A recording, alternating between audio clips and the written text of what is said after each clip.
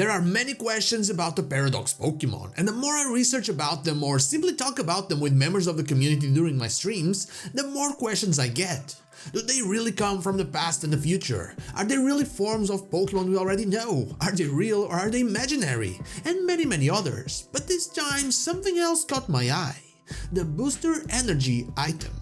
So hey, I'm not so a trainer, and why does that exist? Let's get into it.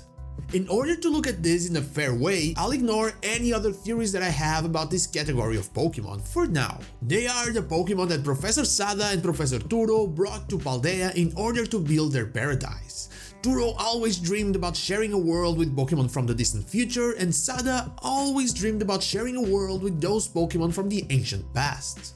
All of this ever since they were exposed to the Violet and Scarlet books, respectively. This is what we know is true about them, no theories, just facts. Through their research, they got closer and closer to reaching that goal and creating that paradise inside the great crater of Paldea. So far, so good. These Paradox Pokemon, both future and past, seem to be divided into two different kinds. We have your regular Paradox Pokemon that are just roaming around the Great Crater, your Screaming Tail and Iron Bundle for example, and we have the ones we've been riding through the region of Paldea, your Miraidon and Koraidon, the non-legendary and the legendary. There's also another difference between them. The regular Paradox Pokemon, the non-legendary ones, have different abilities from the legendary ones. The past Paradox have the Photosynthesis ability, a play on photosynthesis, and the future Paradox have Quark Drive. Both of these abilities need a source of power in order to work. That's when the legendary Paradox Pokemon, the powerful Wind King and Iron Serpent, come into play with Orichalcum Pulse and Hadron Engine, respectively. Also, I feel like it is very important to note that we've had prehistoric Pokemon in the past. Very ancient fossil Pokemon that were revived just as they were in the past, and none of them had this kind of ability.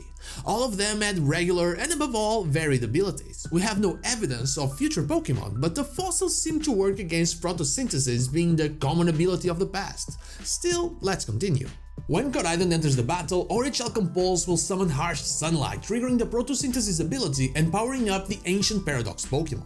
And when Miraidon enters the battle, Hadron Engine will summon the Electric Terrain, triggering the Quark Drive ability and powering up the future Paradox Pokemon.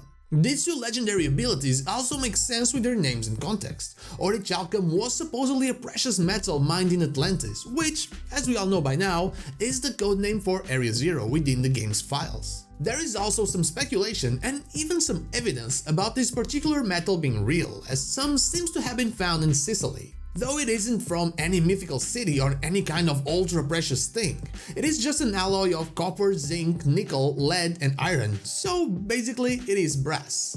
In fact, with the amount of times this word was translated and passed from place to place, it is likely that it just became the word to describe precious metals in general. It is a real thing with a story and a mythical meaning attached to it. The same goes for hadrons. They are composite subatomic particles composed of two or more quarks kept together through strong interactions. You likely remember particle accelerators. These are basically hadron colliders and also have some myths attached to them related to how people feared they would destroy Earth or open an extra dimension. Kind of like how some of these irrational fears or visions of the future seem to be connected to some of the future Paradox entries. Basically, both Paradox Pokemon, both the ancient and future ones, are related to theoretical or mythological things. Things that one would believe even without any proof of existence. So we have the source of power and the ones that absorb said power in order to become stronger. A pretty cool interaction, right? But why did the professors end up creating the energy booster when the source was right there? The energy booster, when held by a Paradox Pokemon with the photosynthesis ability or the Quark Drive ability, so anything but the legendaries, triggers that ability and powers them up for battle. This was a creation of the professors, the ones that wanted a paradise. In my opinion, and I'm assuming theirs as well, a paradise is not really a battlefield, especially if you want your child to be there as well. And if that wasn't enough, the booster energy works for both past and future Paradox and no other Pokemon that we have ever met. So ones are powered by the sun, others by electricity, but this same item works on both, meaning that the source of the power in there is something they have in common, which I believe is pretty obvious. Just like with many other things in these games, the Paradox Pokemon are powered by Terra Energy. This isn't surprising at all. We know that Paradox Pokemon are deeply connected to Terra Energy, and we also know know that Terra Energy can optimize machinery and alter biology. What we don't know is, why was this created in the first place? Why would the professor want to build an item that can make these Pokemon more powerful in battle? Why would that be necessary? Could it be because the professor feared the aggressive Koraidon or Miraidon would attack them and destroy their dream? Could it be because the professor saw the Pokemon becoming weaker and weaker, since they were not supposed to be there, either because it is not their time or because they are not actual full-on regular Pokemon, and so they needed a little boost in their energy? All other Pokemon simply have the ability to terastallize, just like these ones have, but these ones also seem to be able to actually feed on the Terra Energy inside the booster. And like I said before, the other fossils cannot do this. None of them have the same ability as this supposedly ancient Pokemon in the past Paradox case. Or could it be that this item was created because someone was trying to reach Area Zero in order to catch this Pokemon? And in the mind of the professors, this was a threat to their dream, a threat to the paradise they wanted to create. It is likely that the professor's obsession grew too strong even for them to control. I mean, even the AI was surprised by how much power the Paradise Protocol had in the end.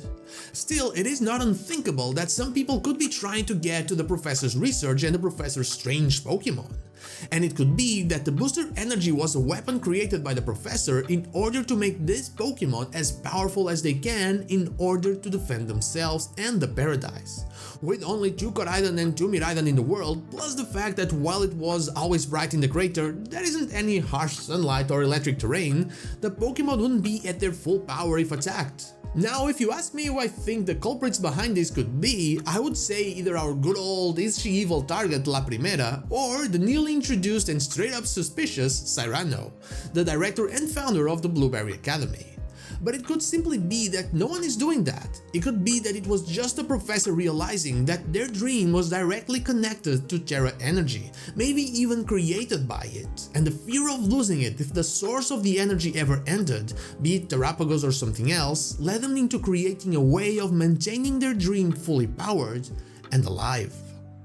And that is all I have for you today. I think that the abilities of the Paradox Pokemon might be a hint at how they are creations that need to be powered and how the legendaries are the source of that power.